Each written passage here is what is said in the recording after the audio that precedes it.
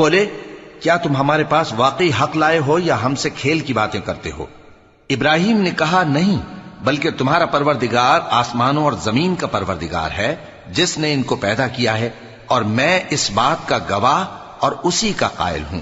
اور اللہ کی قسم جب تم پیٹ پھیر کر چلے جاؤ گے تو میں تمہارے بتوں سے ایک چال چلوں گا۔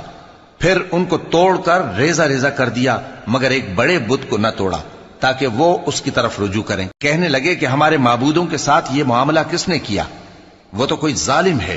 لوگوں نے کہا کہ ہم نے ایک جوان کو ان کا ذکر کرتے ہوئے سنا ہے، اسے ابراہیم کہتے ہیں۔